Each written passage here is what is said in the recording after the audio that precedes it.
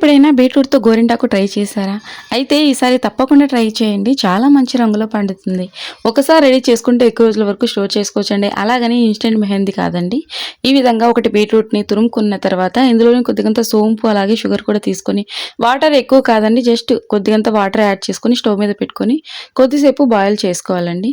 Sugar add చేసాం కదండీ! Sugar melt అయితే సరిపోతుంది. సో, 2 నిమిషాల పాటు ఈ విధంగా మిక్స్ చేసుకుంటూనే ఉండాలి.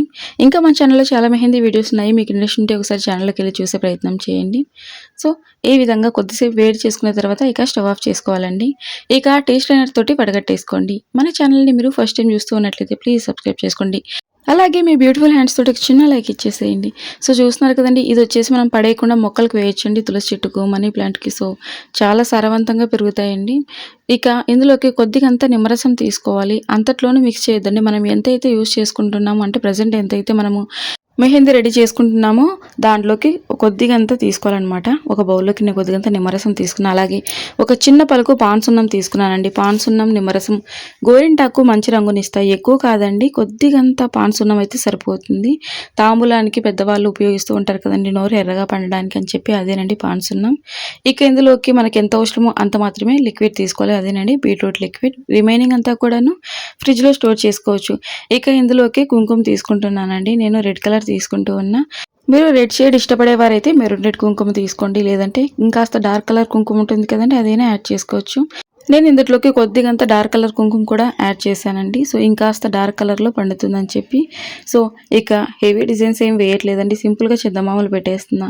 ఇంట్లో ఏవైనా బర్త్‌డే పార్టీస్ కానీ, ఫంక్షన్స్ కానీ ఉన్నప్పుడు పిల్లలు ఎక్కువసేపు కోన్లు ఉంచుకోలేరు కాబట్టి ఈ విధంగా సింపుల్‌గా రెడీ చేసి పెట్టారంటే చాలా హ్యాపీగా ఫీల్ అవుతారండి. ఎక్కువ సమయం కూడా పట్టదు. 5 అంటే 5 నిమిషాల్లోనే రెడీ చేసుకోవచ్చు.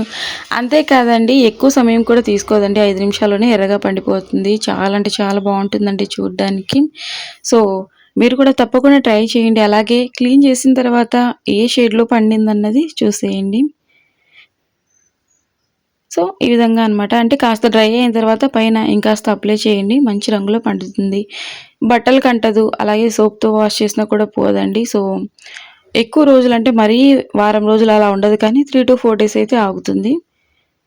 ఇక వాష్ చేస్తున్నా చూడండి. చాలా అంటే చాలా మంచి రంగులో పండింది. మీరు ఓన్లీ రెడ్ కలర్ కుంకుమే తీసుకోవచ్చు. లేదంటే ఓన్లీ మెరూన్ రెడ్ కలర్ కుంకుమ అంటే మెరూన్ రెడ్ కలర్‌లో కాస్త డార్క్ కలర్ కుంకుమ ఉంటుంది కదండీ! అదైనా యూజ్ చేయొచ్చు.